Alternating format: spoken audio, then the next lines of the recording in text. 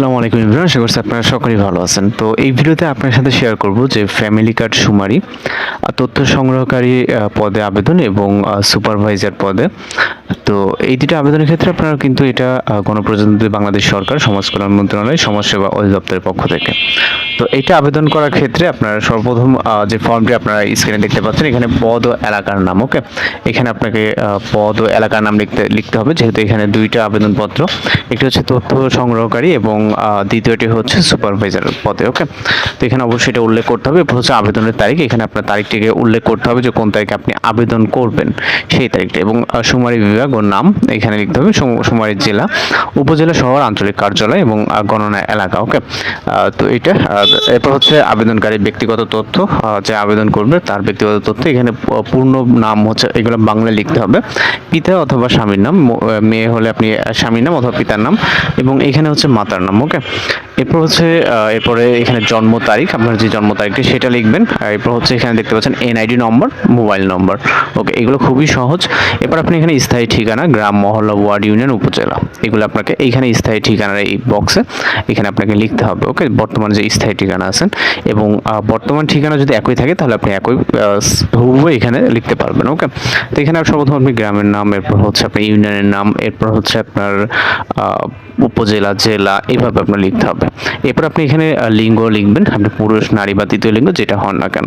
এই সাইডে আপনার এখানে ধর্ম, আপনার অবশ্যই ধর্মটা সিলেক্ট করতে হবে, ইসলাম হলে ইসলাম, হিন্দু হলে হিন্দু, বা খ্রিস্টান বা অন্যান্য এখানে দেখতে পাচ্ছেন এক এক মানুষ এক এক রকম হতেই পারে। এরপর শিক্ষাগত ও পেশাগত যোগ্যতা, এখানে প্রমাণ, এখানে অবশ্যই এখানে লেখা আছে দেখতে পাচ্ছেন, শিক্ষাগত যোগ্যতার সত্যায়িত সনদ ও পেশাগত আইডি কার্ড বা প্রামাণিক যুক্ত করতে হবে। ওকে, তো এটা অবশ্যই যুক্ত করতে হবে। এরপর হচ্ছে সর্বোচ্চ শিক্ষাগত যোগ্যতা লাস্ট, অর্থাৎ আপনার সর্বশেষ যে যোগ্যতাটা আছে সেটা।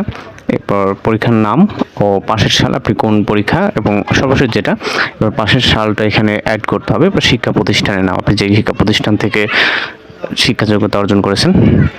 এরপর এখানে বর্তমান পেশা, আপনার যদি বর্তমানে কোনো পেশা থেকে থাকে সেটা আপনি এখানে লিখবেন। ওকে, যদি থাকে না থাকলে নাই। এরপর পূর্বের কোনো কাজের জরিপ শুমারিতে অংশগ্রহণ করেছে কিনা, পূর্বে কোনো কাজ করেছেন কিনা, হ্যাঁ বা না। আপনি যদি করে থাকেন হ্যাঁ, না করলেন না। হ্যাঁ হলে শুমারি জরিপের নাম ও বছর, কোন শুমারির জরিপে আপনি অথবা কোন বছরে আপনি কাজটা করছিলেন। এরপর দ্বিতীয় পেজে একই যে আবেদনপত্রের দ্বিতীয় পেজ আছে, এখানে প্রযুক্তি দক্ষতা, এখানে স্মার্টফোন, ট্যাবলেট ব্যবহারের অভিজ্ঞতা বর্তমানে এখন অনেকেরই আছে, এখানে নাই বলতে গেলে চলে। তো দক্ষ থাকলে দক্ষ দিবেন, অবশ্যই সব কাজে দক্ষ হলে ভালো হয়, যেহেতু সব ফোনের কাজ এখন স্মার্ট, যেহেতু এই যে স্মার্টফোন আছে কিনা, হ্যাঁ বা না, যেটা আছে সেটা আপনি দিয়ে দেবেন। ইন্টারনেট ব্যবহার অভিজ্ঞতা, হ্যাঁ বা না, এক কথা। ভাষাগত দক্ষতা, এখানে দেখতে পাচ্ছেন বাংলা ভাষা দক্ষতা নেই, স্বল্প, মধ্যম বা যেরকমটা আছে বাংলা ভাষায়। ইংরেজি ভাষা তো সেম একই রকম। এরপর স্থানীয় ক্ষুদ্র নিগোষ্ঠীর ভাষা আপনি জানেন কিনা, যেমন চাটগাঁও, সিলেটি, কোনটা জানেন সেটার উপর টিক মার্ক বা সেটা লিখতে হবে। ওকে, অন্যান্য ভাষা যদি থেকে থাকে সেটা আপনি লিখে নেবেন। এরপর অঙ্গীকার ও ঘোষণা, যেই আপনার ঘোষণা থাকবে সেটা হচ্ছে সকল যেই তথ্য আছে এগুলো সঠিক, এবং নিয়োগ পেলে আমি সততা, নিরপেক্ষতা ও দক্ষতার সাথে দায়িত্ব পালন করার সংগৃহীত তথ্য সম্পূর্ণ গোপনীয়তা করব, মানে যেরকমটা আর কি টার্মস অফ কন্ডিশন থাকে সেগুলা। এরপর হচ্ছে স্বাক্ষর এবং তারিখ। ওকে, নিয়োগ, এটা হচ্ছে এরপর নিচে যেটা, এটা হচ্ছে নিয়োগ কমিটির ব্যবহারের জন্য। ওকে, এখানে আপনার কোনো কাজ নেই, জাস্ট এতটুকুই কাজ। এরপরে যে দ্বিতীয় যে পত্রটি আছে সেটা আপনাদেরকে যদি দেখাই, এখানে সুপারভাইজারের আবেদনপত্র। ওকে, এখানে দেখতে পাচ্ছেন গণপ্রজাতন্ত্রী বাংলাদেশ সরকার সমাজ কল্যাণ মন্ত্রণালয় সমাজসেবা অধিদপ্তর। এখানে পদ ও এলাকার তথ্য, শুমারির বিভাগ, শুমারি জেলা, উপজেলা, আঞ্চলিক কার্যালয়, সুপারভাইজার তালিকা সর্বোচ্চ এখানে 9টি।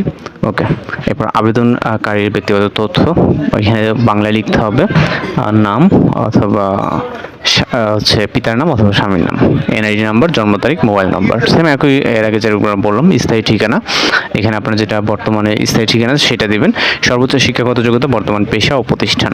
ওকে, এরপর সুপারভাইজারের হিসাবে পূর্ব অভিজ্ঞতা, আছে আপনার সুপারভাইজারের কোনো পূর্ব অভিজ্ঞতা আছে কিনা, হ্যাঁ বা না। এরপর হচ্ছে শুমারি জরিপের নাম, বছর, পদ, হচ্ছে কার্যকাল, মাস, যদি আপনার থেকে থাকে অভিজ্ঞতা, সেক্ষেত্রে প্রযুক্তির দক্ষতা, ট্যাবলেট স্মার্টফোন দক্ষতা, মধ্যম দক্ষ বা অত্যন্ত দক্ষ যেটা আছে সেটা। এরপর দ্বিতীয় পেজে যদি ওয়েব অ্যাপ্লিকেশন ব্যবহারের দক্ষতা, ওয়েব যে ব্রাউজারের যে ওয়েবগুলো আছে সেগুলোর এই ব্যবহার দক্ষতা আছে কিনা, নেতৃত্ব দক্ষতার সমন্বয়ন।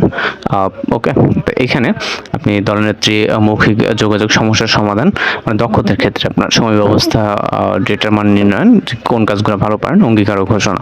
একইভাবে আমি অঙ্গীকার করছি যে উপরে তথ্য সত্য, নিয়োগ পেলে আমি প্রতিদিন পরিদর্শন করব, ন্যূনতম 5 থেকে 10% পরিবার রিচেক করব। এগুলো আর কি আপনি দেখতে পাচ্ছেন, স্বাক্ষর, তারিখ এবং নিয়োগ কমিটির, এগুলো হচ্ছে নিয়োগ কমিটির ব্যবহারের জন্য। ওকে, এবার এগুলো এখানে নিচে আপনার কোনো কাজ নেই, নিয়োগ যারা কমিটি আছে তারা এখানে মূলত সিগনেচার করবে বা স্বাক্ষর করবে। তো এইভাবে খুব সহজে আপনি কিন্তু এইগুলো আবেদন করে নিতে পারেন। আশা করি বুঝতে পারছেন। আর যদি কোথাও সমস্যা মনে থাকে অবশ্যই জানাবেন। তো দেখা হচ্ছে পরবর্তী কোনো ভিডিওতে। ভালো থাকবেন, সুস্থ থাকবেন।